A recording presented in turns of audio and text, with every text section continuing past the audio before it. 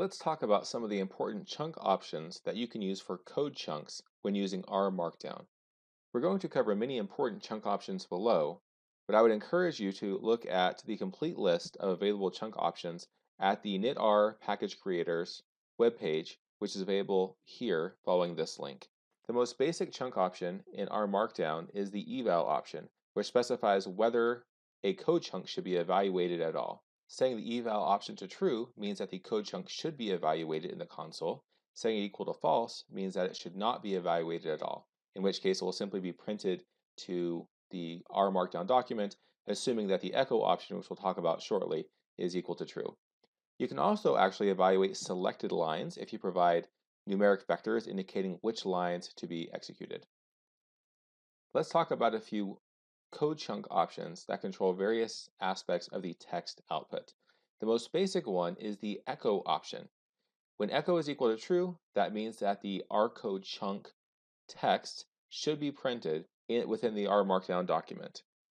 If echo is set to false, then even if the R code chunk is evaluated, the text that produced those results would not be shown in the R Markdown document. You can also echo selected lines, similar to the eval option, if you provide a numeric vector specifying which lines should be echoed. The results option indicates how the results of your evaluated code should be displayed in the R Markdown document.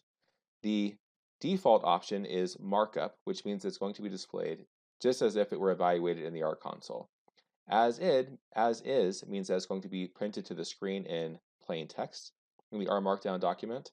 Hold means don't show the resulting R output until the end of the code chunk, and hide means don't show any of the results that are produced by evaluating that code chunk. The collapse option is a logical value indicating whether the source and output should be collapsed into a single code block. The default is false, which means that everything gets interweaved. If you specify true, then it will be output into a single block, which I personally prefer in practice. Another code chunk option is the include option, which indicates whether to include the chunk output in your rendered R Markdown document. The default is true, so if you include a code chunk, it's going to be evaluated and echoed by default, but you can specify it to equal false, in which case it will be evaluated, but it will not be echoed or won't even show up in your R Markdown document at all. And this is most commonly used when you have some sort of default or global option you want to use in your R Markdown file, but it's not necessarily relevant to the output that you're producing. Some other options that show up are warning, error, and messages, which are options you should use to indicate whether warnings, errors, and messages are going to be displayed respectively. By default, they're true, and I recommend that you keep them on. There are several code chunk options related to code styling. One of the most important ones is the highlight option, which by default is true. And this is a logical value indicating whether the source code syntax should be highlighted using special colors, depending on what kinds of commands you give it. The default is true. I recommend you leave it on. It makes the code easier to read. If you set it equal to false, the code that's displayed is going to be plain black text, which is not as easy to read. Another important option is the comment option, which by default is hashtag.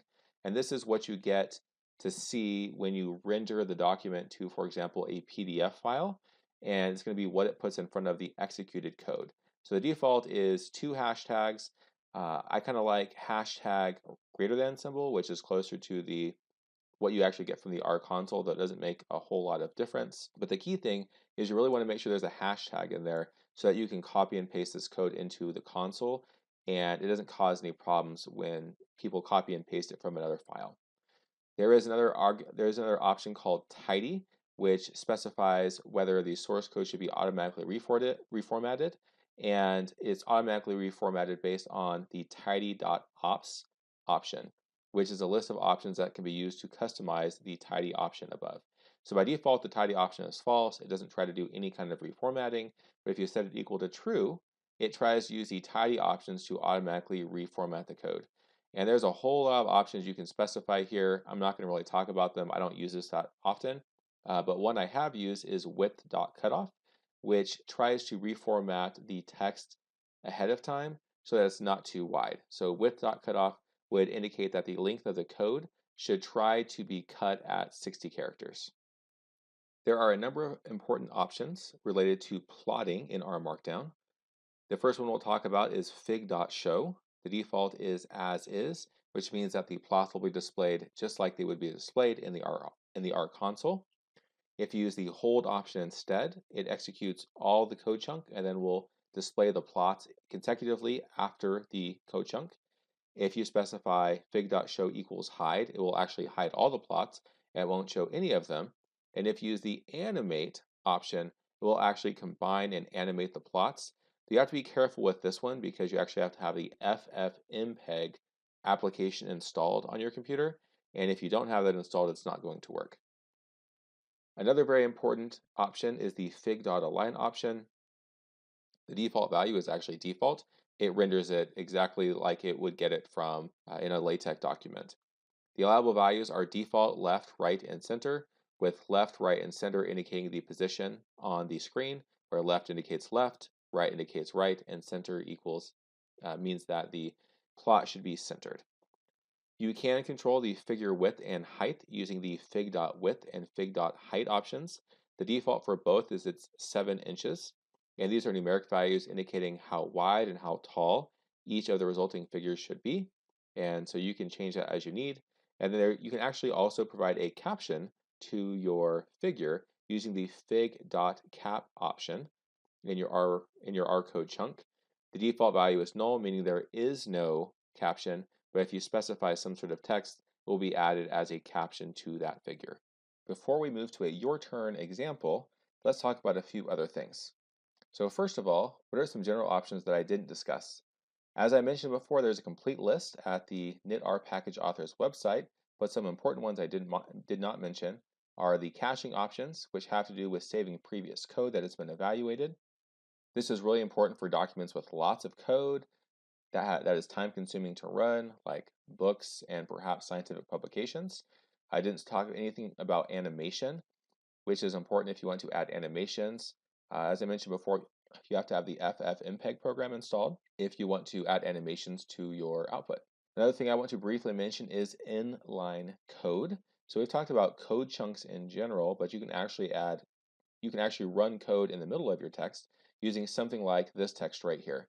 And so if you have a single backtick, R indicating the language, and then some command, and then a closing backtick, we'll actually execute that dynamically in your R Markdown document once it's rendered. So for example, if we had this backtick R1+1 backtick inline in an R Markdown document, it will simply render to equal 2. And that's actually what happens in my document. I'll show that actually. So this is the line in question here, and I have some fancy magic to show what I was executing. But you can see here that I have backtick R1+1 backtick, and on the previous document, this simply rendered to a 2. As we close, let's briefly talk about how tables are displayed in R Markdown documents. So by default, R is going to print tables like data frames exactly like you would see them in the console output. So for example, if we executed this code chunk in R Markdown, then when it's rendered to, for example, a PDF file, it will render exactly how it would be rendered coming from the R console. This is not a good example because I'm looking at this as an HTML file, and this is not how it's supposed to look. So I'll show you the PDF in just a minute here. But you can actually render it in a much nicer format using the cable function in the knitr package, where cable starts with a K here. So if I include some data frame in the cable function, I can give it a caption. Then when I render it, it actually is going to look a little bit different. So let's see what that looks like in a PDF document. So here is the R Markdown document rendered to a PDF file. And as I previously mentioned, if we executed this code chunk right here, the result we would get essentially looks exactly like what you would expect to see if you were executing it in the R console. Whereas if you use the cable function in the knitr package, you get this fancy looking table right here, which looks a lot like what you would see in a compiled LaTeX document. As we close this video, we've talked about a number of different R code chunk options, and you probably still really don't have a good idea of exactly what it would look like if you use them to render a document. So in this your turn, copy and paste the code here or simply download it and run it. in an R Markdown document to see the visual examples of the options described above. So that's what we're going to talk about in the next video.